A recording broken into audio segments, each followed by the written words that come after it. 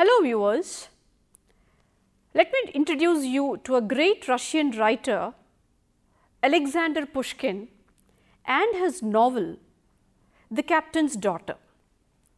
Now this is an interesting love story with a historical backdrop, and it narrates the story of Pugachev, the rebellious leader who tried to unite the peasants of Russia and revolted against the monarchy, succeeding to a large extent in forming his own empire. Now, this novel highlights the motives of certain wonderful elements like freedom, patriotism and strength of a woman. The Captain's Daughter, this novel was written in the year 1836. The Captain's Daughter is the first novel in Russian literature that makes a coherent and exhaustive analysis of the historical turbulences in Russia at the end of the 18th century. Pushkin follows the historical sequence of the events with just a little bit of anachronisms. A wonderful historical piece that accurately portrays the struggle between the servants and the aristocrats, and it was also a struggle that will continue for much of the 19th century as well, and will eventually lead to the idea of social equality and justice, which we all know put the foundations of communism and socialism in Russia. It is also considered as a love story, Pugachev's rebellion in the backdrop.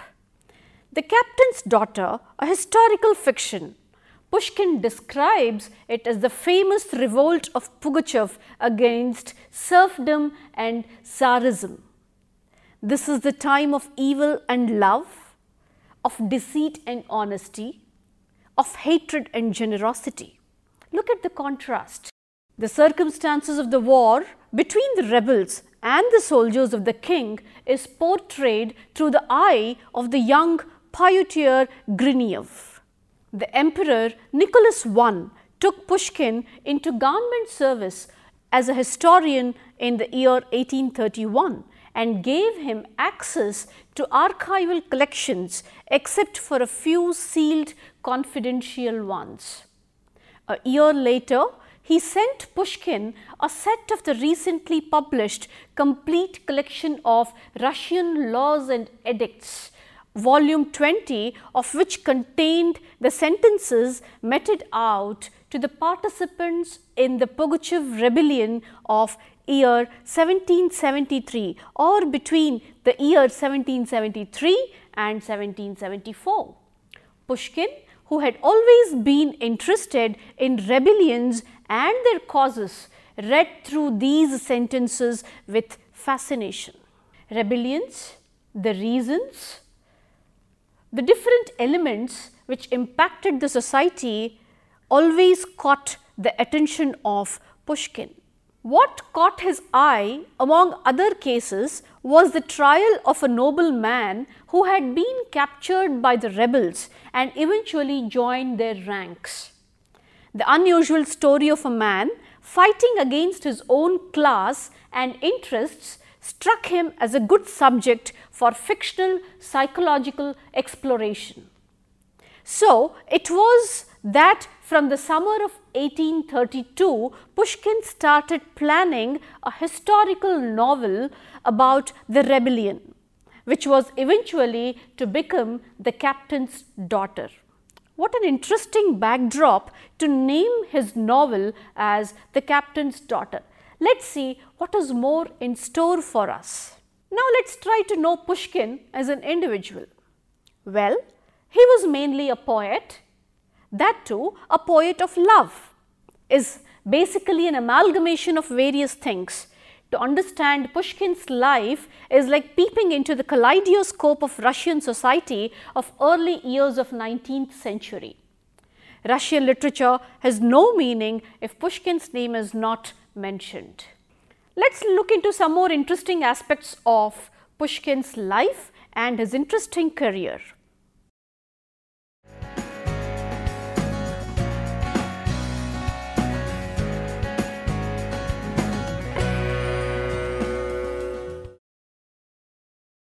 Alexander Sergeyevich Pushkin, who was born in the year 1799 and he lived up to 1836, was born on 6th June 1799.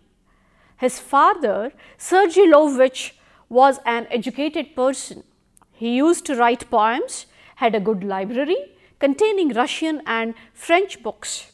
His brother, Vasily Lovovich, was a well-known poet. Pushkin's mother was a very beautiful woman. Due to his uncle's efforts, Pushkin was admitted into newly opened lyceum at Tsarskoye Selo near Petersburg. This was a special school for children from the aristocratic families. In those times, the division of class and class consciousness was very rampant.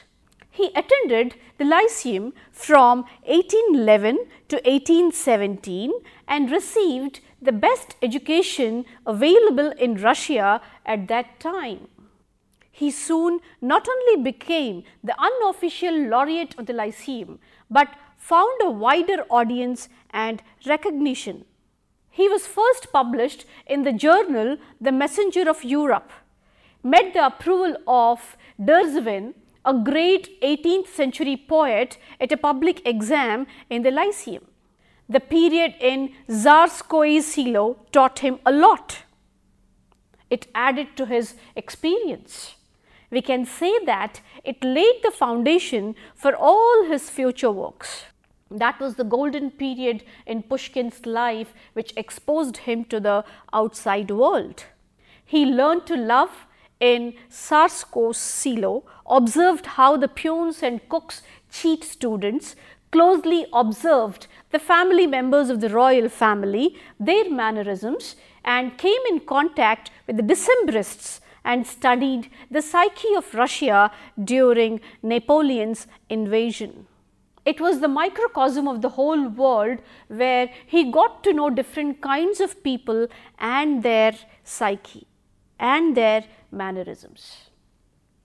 After completing lyceum, Pushkin worked in Collegium of Foreign Affairs from the summer of 1817 to May 1820. Here, he came to know many more future Decembrists who wrote poems about freedom. His famous poem Freedom was written in 1817. He spent the summer of 1817 in his mother's estate at village Mikhailovskoye. Pushkin visited Mikhailovskoye again in 1819 and observed the life of farmers, which had an immense impact on his thought process. Society plays a vital role in shaping one's personality. Pushkin was exiled to the south of Russia for his poem Freedom and other poems about freedom, as well as for his epigrams. The service continued. He had to work under I.N. Inzov. The creative work continued for some more time. In 1820 came out his first long and very famous poem, Ruslan and Lyudmila. He started his novel in verses Eugene Onegin on 9th May 1923. In 1824, Pushkin was dismissed from the service for his atheist views. This also shows that the society was not tolerant of certain elements. He was sent to the new northern exile, his own village Mikhailovskoye. But Pushkin continued with his creative work despite all these odds. When the Decembrist uprising took place on December 14, 1825, Pushkin was implicated as the Decembrists had distributed copies of his political poems. They created a kind of rebelliant mood among people. After a thorough investigation, it was found that Pushkin was behaving properly. He was released and permitted to write. His works were now censored by a police officer. In 1828, Pushkin wrote his famous historical poem Poltava.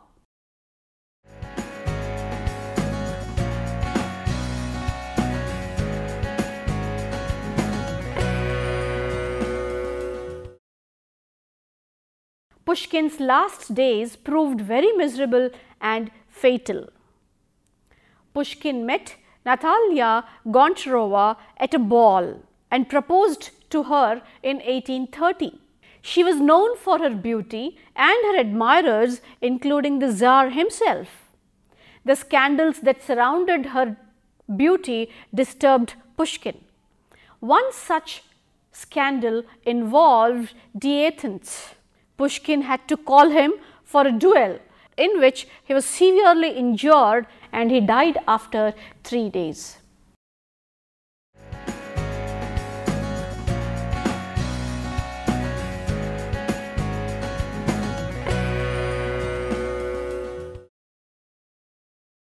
Now let's look into the rich contribution of Pushkin to the Russian world of literature.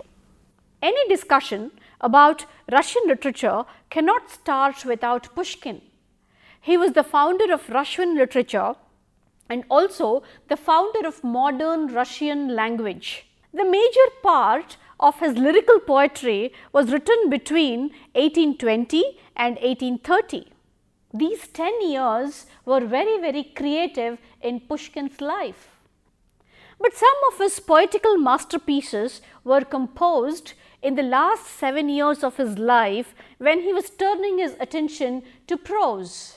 A development can be traced from the sparkling ebullience of his early verse, the crowning achievement of which is the first chapter of Evgeny Onegin, written in 1823, to the concentrated expressiveness and restrained power of his later poetry. By effecting a new synthesis between the three main ingredients of the Russian literary idiom, the Church Slavonic, the Western European borrowings and the spoken vernacular, Pushkin created the language of modern Russian poetry. His personal life made difficult by his conflicts with the authorities who disapproved of his liberal views. Pushkin's creations are influenced by two major factors. One, the Great Patriotic War with Napoleon of 1812. Second, the Decembrist movements from 1815 to 1825. Pushkin represented the main spiritual strength of Russia. He is rightly called the national poet of Russia. In his works, we find an amalgamation of the antique, the Renaissance and also the period of enlightenment. Pushkin's creative path goes from neoclassicism through romanticism to realism. During the Lyceum years, one can observe his tendency to write high-style ode-like poems as if he was trying to copy the classical masters of that time such as Dzervin, Batyashkov, Zhukovsky. But even in the poems of that period, his poetic logic, sense of history, motivation, more personal taste is obvious. Though he was trying to imitate great masters, he had a style of his own. He wanted to become a combination of the three masters. Look at his ambition. Look at his passion for contributing something new to the world of literature. But he emerged as someone who was different and probably superior to these poets. Let's look at some examples of his poems which are lofty and add to the grandeur of world of poetry. Given to us by gods are golden days and golden nights, and the beautiful girls carefully cast their looks at you. Play and sing, oh dear friends, spend the fast passing night, and at your happiness shall I smile amidst tears. Pushkin was the first realist poet of Russia. He wrote the first Russian realist novel in verses, and the novel was named as Evgeny Onegin. He was the first to write about the little man, first to write about revolutions that had taken place in Russia. His satire is veiled, very subtle, He was the first to use the day-to-day Russian language in his works. We can categorize Pushkin's works as follows. First category is narrative poems. Second, verse novel. Third, drama. Fourth, prose. Fifth one, fairy tales in verse. Look at the rich variety that was presented by Pushkin during his times.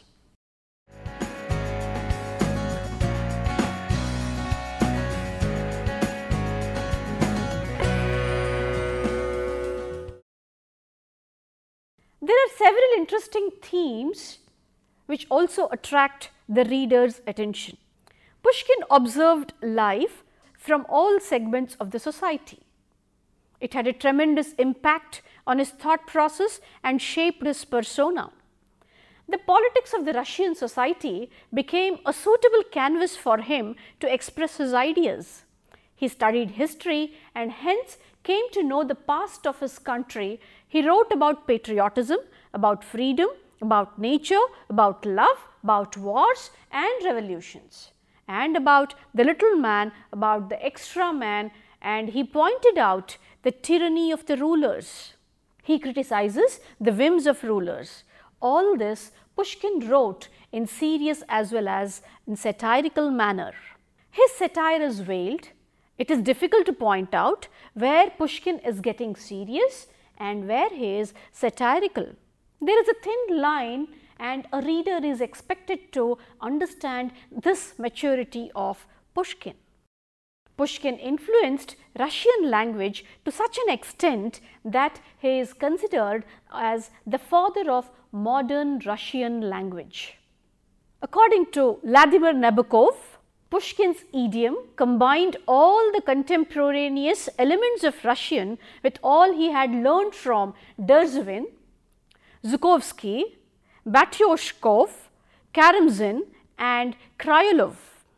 These elements are, again you will get a taste of variety here, the poetical and metaphysical strain that still lived in church Slavonic forms and locutions, abundant and natural Gallicisms, the everyday colloquialisms of his set, stylized popular speech. He made a salad of the famous three styles. What are they? Low, medium, elevated and high. These styles were very dear to the pseudo-classical archaists and added to it the ingredients of Russian romanticists with a pinch of parody. Pushkin is usually credited with developing Russian literature. Not only is he seen as having originated the highly nuanced level of language which characterizes Russian literature after him, but he is also credited with substantially augmenting the Russian lexicon. Where he found gaps in the Russian vocabulary, he devised calques. His rich vocabulary and highly sensitive style are the foundation for modern Russian literature. His talent set up new records for the development of the Russian language and culture. He became the father of Russian literature in the 19th century, marking the highest achievements of 18th century and the beginning of literary process of the 19th century. Alexander Pushkin introduced Russia to all the European literary genres as well as a great number of West European writers. He brought natural speech and foreign influences to create modern poetic Russian. Though his life was brief, he left examples of nearly every literary genre of his day: lyric poetry, narrative poetry, the novel, the short story, the drama, the critical essay, and even the personal letter.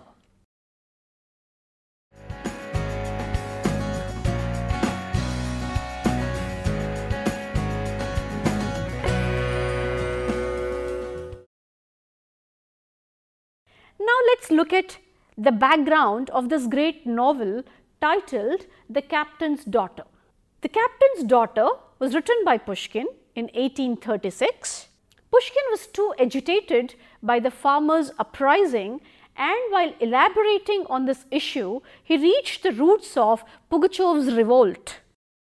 He decided to write about this revolt and about those officers and men from the noble class who were with Pugachev. The novel is based on a real incident with some romantic inputs by the author. The protagonist in the real life was Mikhail Alexandrovich Shwanvich. He was an artillery officer and crossed over to Pugachev. After the revolt was crushed, he was sent to Siberia, but was later on pardoned by the empress, consequent to his father's plea for mercy for his son. In The Captain's Daughter, this officer doesn't defect to Pugachev. Pushkin has actually created two characters to represent this officer, Shwabrin, the villain. Shwabrin is a villain here, who really defects to Pugachev, is in fact punished, and Grinev, who resisted Pugachev's efforts to win him over to his side, is misunderstood as a traitor. It was the captain's daughter, Masha Ivanova, who tells the reasons behind Grinev's being frequently seen with Pugachev, and subsequently Grinev is freed. Thus, Pushkin has drifted a little away from the reality. The love story is the author's imagination, but Pugachev's revolt is the main theme of the novel. Let's look at the plot. The plot is quite easy to understand. Pyotr Andreich Grinev was enrolled in the army while he was still in the mother's womb. When he was 17, he was sent to Belogorskaya fort, which was on the Kazakh-Kyrgyz border in the Orenburg region. While he was proceeding towards Orenburg, a severe snowstorm forced him to stop on the way. A passerby saved him from the storm and took him to a posting station. Pyotr Andreevich gave this man his hare-skin coat and also some money for vodka. He reached the fort, which was very small and situated in a very secluded place. The commandant, Ivan Kuzmich Mironov, and his wife, Vasilisa Egorovna, welcomed him. He felt attracted towards their daughter, Masha Ivanova. There was one more officer in the fort, Shwabrin, who was sent there on punishment as he had killed another officer in the duel. Shwabrin didn't like Grinev, as he came to know that Grinev was probably in love with Masha Ivanovna, who had turned down Shwabrin's proposal. Well, you understand, there were two suitors who were fighting for Masha. Consequently, a duel took place between Shwabrin and Grinev, in which Grinev was seriously injured. Commandant's family took care of him. Pyotr Andreich proposed to Masha, but she insisted that unless Grinev's parents bless them, she wouldn't marry him. Pyotr wrote to his father about his intention to marry Masha Ivanovna and asked for his blessings. Ivanovna and even expressed his determination to get him removed to some other fort.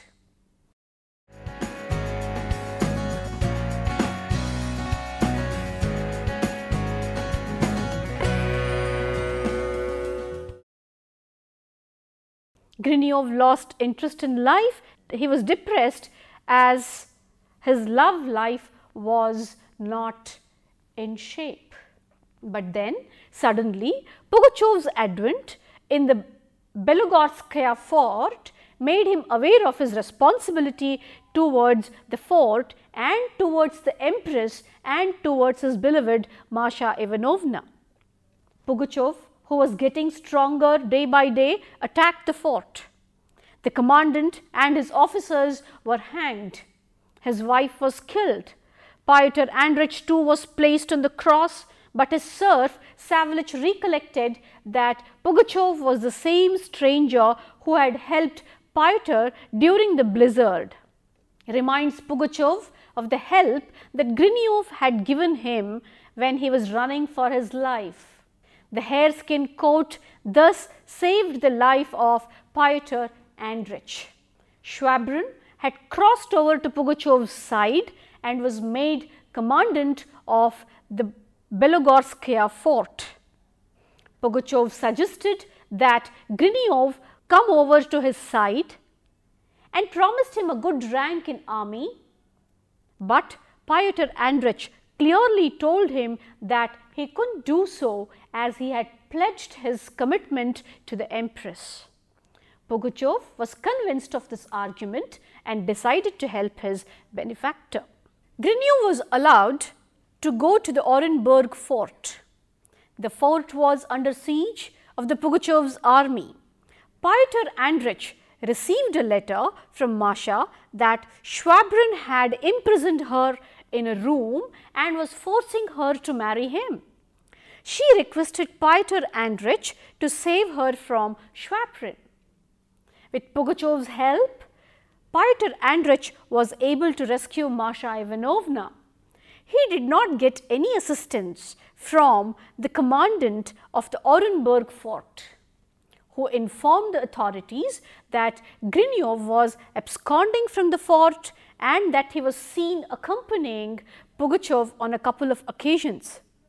When Pyotr Andreyich and Masha Ivanovna reached a nearby fort, which was freed from Pugachev's control, he was advised to send Masha to his parents along with Savlich and join the forces there, which had succeeded in not only containing Pugachev's revolt, but also in pushing him back.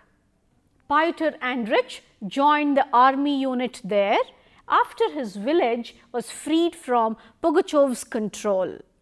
They were about to proceed further when Pyotr Andreyich was arrested. Schwabrin, who had spearheaded revolt in Grinev's village for the sake of Masha, was also arrested. Schwabrin informed the authorities that Grinev was Pugachev's man. Grinev didn't want to drag Masha Ivanovna's name into the proceedings of the military court, so he didn't answer the question as to why he had travelled to the Belogorskaya fort in Pugachev's company. Masha Ivanovna could guess the reason behind Pyotr's silence. She went to Petersburg, met the Empress and told her the whole truth. The Empress believed her and was convinced of Grinev's innocence. She was indebted to her father Ivan Kuzmich, who had sacrificed his life for the sake of the empire, and she pardoned Grinev. Grinev subsequently married Masha Ivanovna. Let's look at a quick conclusion of this lesson. When we try to recollect the different elements of this novel which we discussed, it clearly shows that Pushkin created his own space in the literary world by adding a new dimension to the Russian literature. The Russian language took a new form and caught the attention of the readers across the world. The way he played with idioms, everyday colloquialisms and other literary devices and added loftiness to the Russian language and literatures catches the attention of the readers even today. Let's look at the other interesting elements of the novel, The Captain's Daughter, in the next lesson. And I am sure you have enjoyed the different elements of this novel, and there is more in store for you. Thank you and see you again in the next lesson.